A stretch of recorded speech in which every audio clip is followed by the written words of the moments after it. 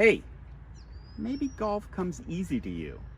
Your only practice is on the course, where you regularly shoot a solid round, while the rest of us struggle just to put enough good swings together for the occasional satisfying experience. This is not luck, and good golfers are not born golfers. They are, however, golfers that probably have learned better ways to emphasize their strengths, minimize their weaknesses, or perhaps they just have the virtue of experience. Players on the UC Davis golf team, for example, are surrounded by and can learn from many other players and coaches who all have routines for training and playing that work very well for them in that competitive environment. They also face many difficult courses and competitive challenges. The players that garner the top spots on those teams are the ones that grow most from both of those interactions. Look, you will never be able to practice for every shot you come across on the course. The only practical solution to manage a consistent swing across all types of shots is to understand and teach your body and your mind to become more fluid and flexible, more explosive and focused, more creative and more integrated. I'm Neil Lillydahl, manager of the Davis Golf Course, and this is Foretaught.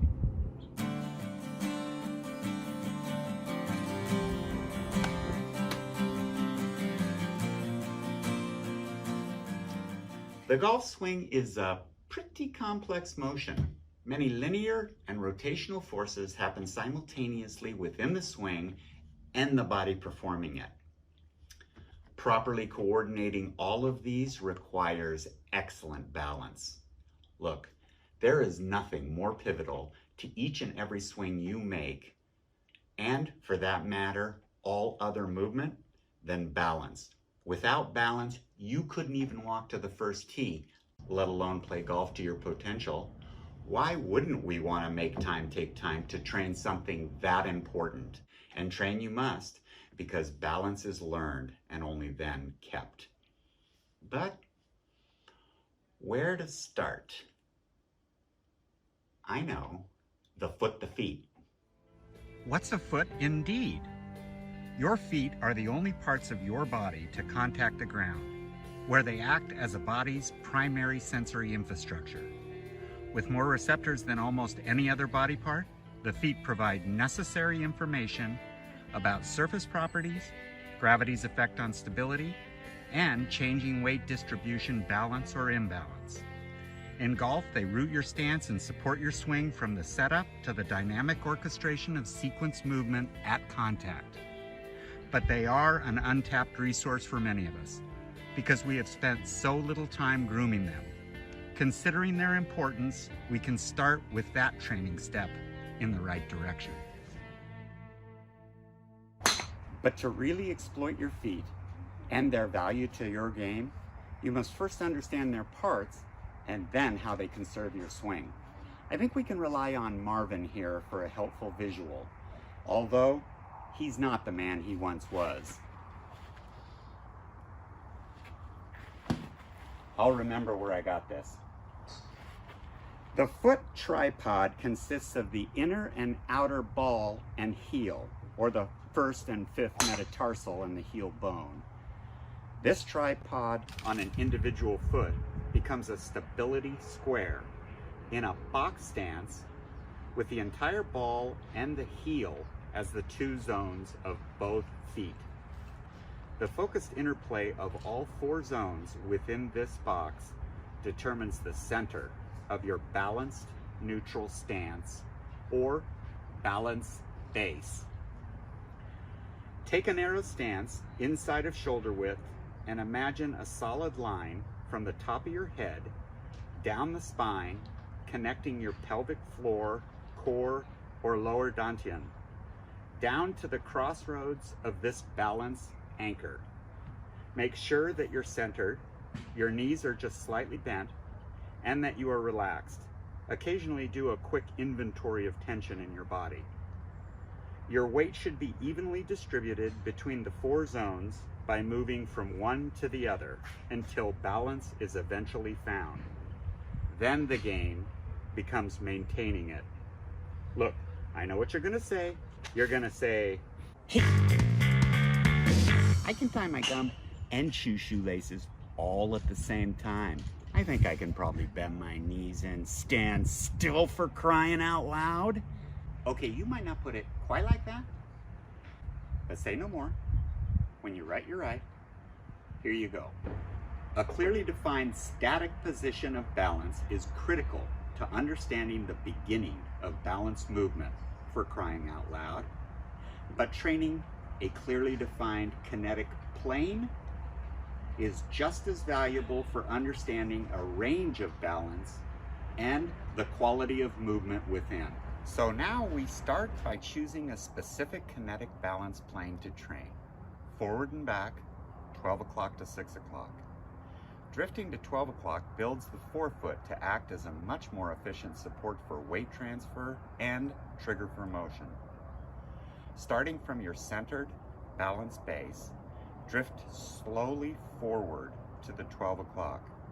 Maintain your posture and even weight between the left and the right foot. Engage the toes and forefoot by lightly pressing the fronts of the toes forward into the ground.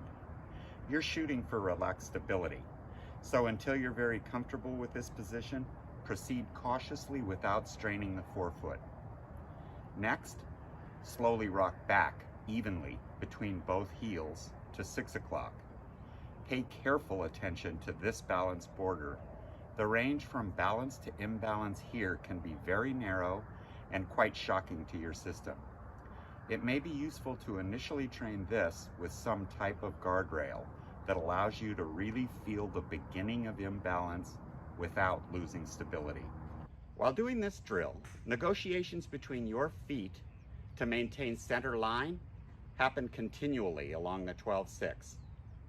Each foot gets internal and external information about this kinetic plane, and your sensory awareness of that information can trigger immediate commands for the bilateral responses of your nerves, fascia, muscles, and on. They tell them to go to work, and they tell them how to work together, but not necessarily always well.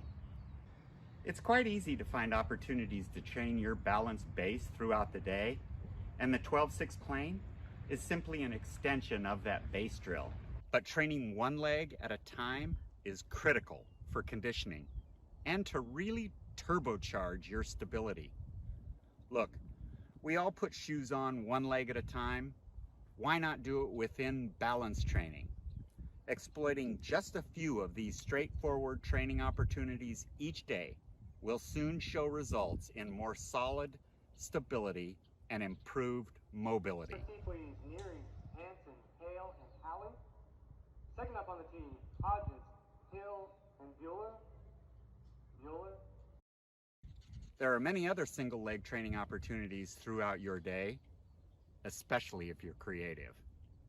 It's instructive to mention here that Titleist Performance Institute TPI Balance Assessment is a blind single leg drill. Appropriate because when you get right down to it, there's a unique neuromuscular landscape that single leg training offers to better address symmetrical or ambidextrous integration. Finally, we can step right into walking, centered walking. Great for coordination between the feet, ankles, knees, hips, and shoulders. And great, of course, for dynamic balance. Start out in the balanced base, again with a narrow stance. Move forward in the 12 plane and allow the right leg to step with a gentle heel strike. As your center of balance leads you forward, the heel of the left foot raises off of the ground while the right rolls to the ball as the forward momentum of the left steps to its own gentle heel strike in a smooth transition from one step to the next, rolling heel to ball and step. The key is to walk from your center, moving forward on the 12-6 plane, as if you were walking slightly downhill, and gravity is gently pulling you forward from your center. Balance is like a muscle. It must be worked, stretched, supported, and adapted to each golfer's unique needs. Practicing a few steps of centered walking out of the thousands of regular steps you take every day is, at a minimum, an appropriate introduction to dynamic balance. We'll be talking about what this means for your swing and one or two other things you might like next time on Foretaught. So sequence your finger, hand, and wrist and tap the like button and the subscribe button if you want to see more content, and do a friend a solid and tap the share button if you think they might like to see this as well. It goes without saying that a good teacher is invaluable. We have 3 excellent PGA certified professionals here at Davis Golf Course. All are highly experienced instructors that can provide you with a wealth of information about your swing and golf game. Any quality golf coach knows how to address the whole golfer. You should too. After all, golf ultimately requires all parts of your body working well and in coordination with each other in a relaxed, focused, and versatile mental state. You really can't go wrong learning and training those things before you ever pick up a golf club. There's no better time.